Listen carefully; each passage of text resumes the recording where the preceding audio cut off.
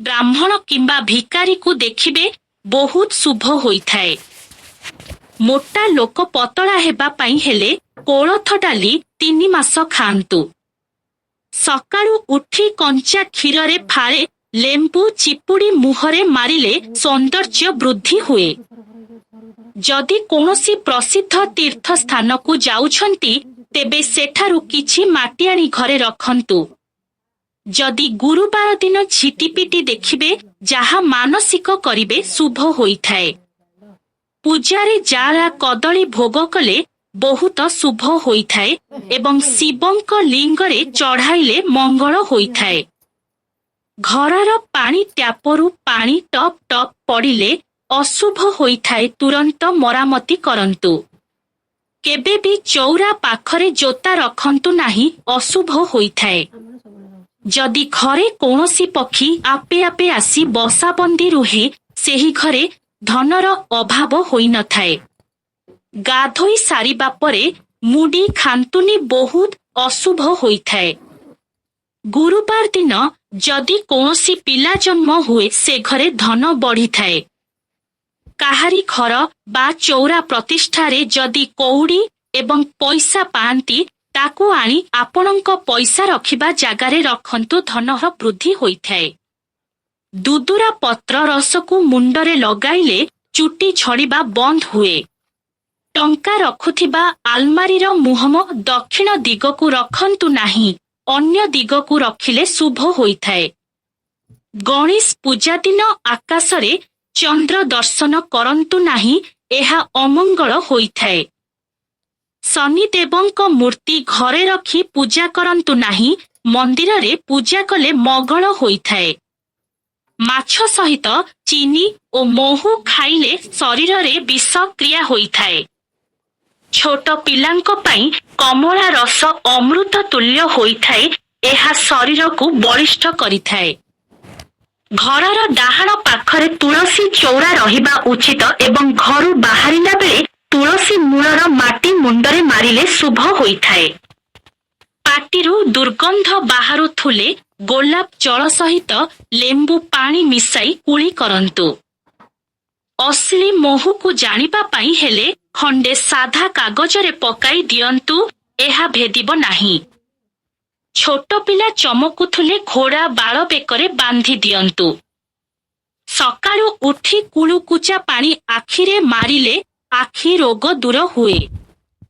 ଆଣ୍ଠୁଗଣ୍ଠି ଯନ୍ତ୍ରଣା ହେଉଥିଲେ ପାଣି ପିଇବା ବେଳେ ବସିକି ପିଅନ୍ତୁ ଏବଂ ଦିନକୁ 5ଟି ଲବଙ୍ଗ ଚୋବାଇ କରି ଖାଆନ୍ତୁ। ବ୍ରଣ ଦାଗ ଲିଭାଇବା ପାଇଁ ହେଲେ ଡାଲଚିନି ଗୁଣ୍ଡ ସହିତ ଅଳ୍ପ ମହୁ ମିଶାଇ ଦାଗରେ ମାରିଲେ ଦାଗ ଲିଭିଯାଏ। ରାସ୍ତାରୁ ଯଦି ପଇସା ପାଆନ୍ତି ପଇସାକୁ ନେଇ ମନ୍ଦିରରେ ପକେଇ ଦିଅନ୍ତୁ, ଶୁଭ ହୋଇଥାଏ। 7ଟି ଦ୍ୱିତୀୟା ଚନ୍ଦ୍ର ଦର୍ଶନ କରି ମନବାଞ୍ଛା ଯାହା ମାଗିବେ ନିଶ୍ଚୟ ପୂରଣ ହେବ। ସକାଳୁ ଉଠି ଯଦି ବ୍ରାହ୍ମଣ କିମ୍ବା ଭିକାରୀକୁ ଦେଖିବେ ବହୁତ ଶୁଭ ହୋଇଥାଏ। ବାରମ୍ବାର ଧନ ହାନି ହେଉଥିଲେ ଯେକୌଣସି ବୁଧବାର କିନ୍ନରମାନଙ୍କୁ ସବୁଜ ବସ୍ତୁ ଦାନ କଲେ ଶୁଭ ଫଳ ମିଳିଥାଏ। ଭଣଜାକୁ ନିଜ ଘରେ ରଖିଲେ ମଙ୍ଗଳ ହୁଏ ଏବଂ ମାମୁଁଙ୍କୁ ଘରେ ରଖିଲେ ଅଶୁଭ ହୁଏ। ପୂଜାରେ ତମ୍ବା ବାସନ ବ୍ୟବହାର କଲେ ଶୁଭ ଫଳ ମିଳିଥାଏ। ତୁଳସୀ ପତ୍ର ତୋଳିଲା ବେଳେ ଏହି ମନ୍ତ୍ର ପାଠ କରନ୍ତୁ, ମହାପ୍ରସାଦ ଜନନୀ ସର୍ବ ସୌଭାଗ୍ୟ ବଧିନୀ ଆଧୁ ବ୍ୟାଧୁ ହରା ନିତ୍ୟ ତୁଳସୀ ତମ ନମସ୍ତୁତେ। ମୁଣ୍ଡବିନ୍ଧା ରୋଗ ଦୂର କରିବା ପାଇଁ ଖାଲି ପେଟରେ ସେଉ ସହିତ ଲୁଣ ମିଶାଇ କିଛି ଦିନ ସେବନ କରନ୍ତୁ। ବିବାହିତା ସ୍ତ୍ରୀ ଲୋକମାନେ ରାତିରେ ଚୁଟି ଖୋଲା ରଖି ଶୁଅନ୍ତୁ ନାହିଁ, ଏହା ଅମଙ୍ଗଳ ହୋଇଥାଏ। ଘରେ ଅଚଳ ଘଣ୍ଟା ରଖନ୍ତୁ ନାହିଁ କିମ୍ବା ଘଣ୍ଟା ଦକ୍ଷିଣ କାନ୍ଥରେ ଲଗାନ୍ତୁ ନାହିଁ। ଛୋଟ ପିଲା ଯଦି ବହୁତ କାନ୍ଦୁଥାନ୍ତି ଶୋଇବା ଖଟକୁ ମୟୂର ପୁଚ୍ଛରେ ଛାଡ଼ି ଶୁଆଇ ଦିଅନ୍ତୁ।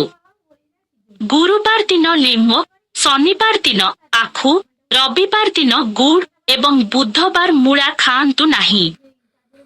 ରାତିରେ ଶୋଇବା ବେଳେ ଦର୍ପଣରେ କଳା କପଡ଼ା ଘୋଡ଼ାଇ ଦିଅନ୍ତୁ, ମଙ୍ଗଳ ହୋଇଥାଏ। ଗୋଟିଏ ଦିନରେ ଯଦି ବୋହୂ ବାପ ଘରେ ଏବଂ ଶାଶୁ ଘରେ ଭୋଜନ କରେ ତେବେ ଦୁର୍ଭାଗ୍ୟ ଆସେ। ପୂର୍ବକୁ ମୁହଁ କରି ଭୋଜନ କଲେ ଏବଂ ଦକ୍ଷିଣକୁ ମୁହଁ କରି ଶୟନ କଲେ ମଙ୍ଗଳ ହୋଇଥାଏ। ଆଖି ତଳ କଳାଦାଗ ଲିଭାଇବା ପାଇଁ ଲେମ୍ବୁ ରସ ସହିତ ବିଲାତି ରସ ମିଶାଇ କଳାଦାଗରେ ଲଗାନ୍ତୁ। ଶନିବାର ଦିନ ସୂର୍ଯ୍ୟାସ୍ତ ପରେ କାନରେ ତେଲ ପକାଇଲେ କାନ ରୋଗ ଭଲ ହୁଏ ନାହିଁ। ଘରେ ଲକ୍ଷ୍ମୀ ଠାକୁରାଣୀଙ୍କ ଠିଆ ହୋଇଥିବା ଫଟୋ ରଖନ୍ତୁ ନାହିଁ, ବସିଥିବା ଫଟୋ ରଖିଲେ ମଙ୍ଗଳ ହୋଇଥାଏ। ଠାକୁର ଘରେ ଶ୍ରୀଯନ୍ତ୍ର ଏବଂ ଲାଲ କପଡ଼ାରେ ଗୁରା ହୋଇଥିବା ନଡ଼ିଆ ରଖିଲେ ଲକ୍ଷ୍ମୀ କୃପା ମିଳେ। ବେଲ ଗଛ ଘରର ଉତ୍ତର ଓ ପଶ୍ଚିମ ଦିଗରେ ଥିଲେ ଘରର ସମ୍ମାନ ବଢ଼ିଥାଏ।